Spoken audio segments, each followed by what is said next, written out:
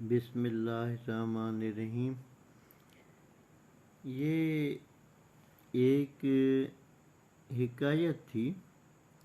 ملک چین میں ایک سنت مہاتما جنگل کے گوشے میں یاد خدا میں مراقبہ کیے بیٹھے تھے کہ ایک ہرن کو دیکھا کہ صبح سے دوپہر تک بھاگا بھاگا پھرتا ہوا بےتاب ہو کر زمین پر گر پڑا۔ مہاتما جی اس کے پاس گئے، دیکھا اور حلق میں پانی ٹپکایا۔ جب ہرن کو ہوش آیا تو مہاتما جی نے دریافت کیا کہ بھائی، میں صبح سے دیکھ رہا ہوں تو بے چین سا ہو کر بھاگا ہوا پھر رہا ہے، تجھے کس چیز کی تلاش ہے؟ ہرن نے ہوش سنبھالا اور عرض کی کہ مجھے کسی چیز کی خوشبو آ رہی ہے، میں اسے تلاش کر رہا ہوں مگر ملتی نہیں ہے، میں تنگ آ رہا ہوں، اگر یہی حال رہا تو زندگی ختم ہے۔ یہ بات سن کر مہاتما جی نے غور کی نظر سے اس کی طرف دیکھا تو اس کی ناف سے ہی کستوری کی خوشبو آ رہی تھی۔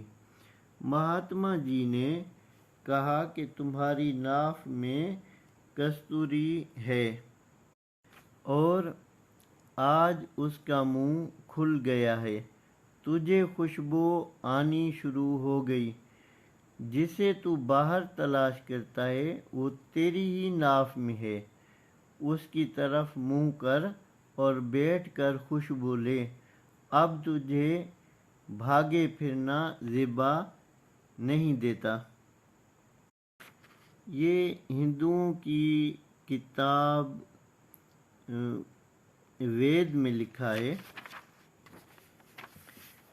کہ عام لوگ تیرتھوں میں ادھر ادھر اس لیے دوڑے دوڑے پھرتے ہیں کہ ان کی مکتی یعنی نجات ہو جائے۔ وہ مورکھ یہ نہیں جانتے کہ ہمارا دل ہی سب تیرتھوں سے بڑا تیرتھ ہے۔ یہ بھرم میں بھول کر دوڑے پھرتے ہیں، جیسا کہ کسی آدمی کو مرض یرکان ہو جائے یا گرمی کا ویسے ہی غلبہ ہو جائے تو وہ آدمی سرد جگہ تلاش کرتا پھرتا ہے کہ ٹھنڈی جگہ رہنے سے اسے آرام ہو جائے گا، مگر یہ نہیں جانتا کہ بجائے ٹھنڈی جگہ تلاش کرنے کے اس مرض کا ہی علاج کرنا چاہیے، کیونکہ جب تک بدن میں گرمی صفرا ہے تب تک محض ٹھنڈی جگہ رہنا یا بیٹھنا فائدہ مند نہیں دے سکتا۔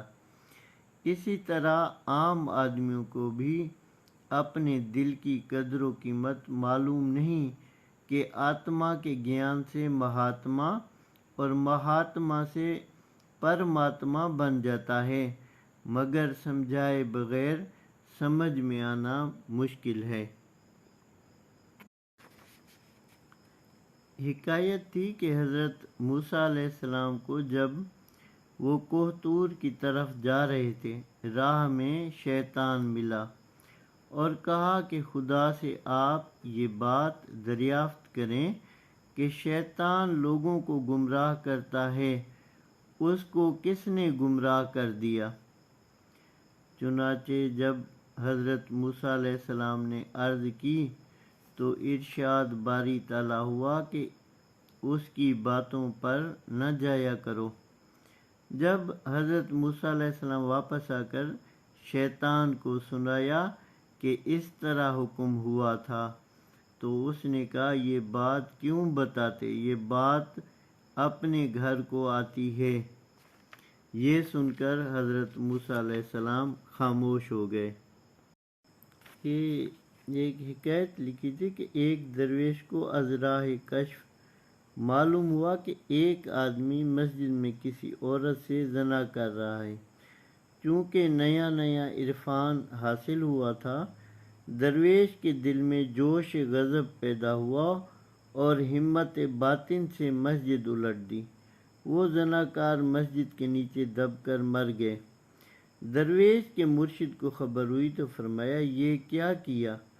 مرید نے جواب دیا کہ حضرت خانہ خدا میں مجھے یہ فعل پسند نہ آیا۔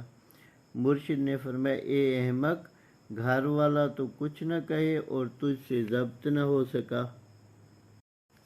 یار اب غور فکر کرنے کی بات ہے، جو پہلی حکایت سنائی گئی ہے کہ جو ہرن تھا خوشبو کو ڈھونڈ رہا تھا اور وہ خوشبو اس کے اندر سے نکل رہی تھی، تو شاہ عبداللطیف بھٹائی رحمۃ اللہ علیہ فرماتے ہیں چھو ونے ونکار ہت نہ گولی ہوت کے لکو کین لطیف چوے بارو چو بے پار نینے نین نہار تو میں دیرو دوست جو۔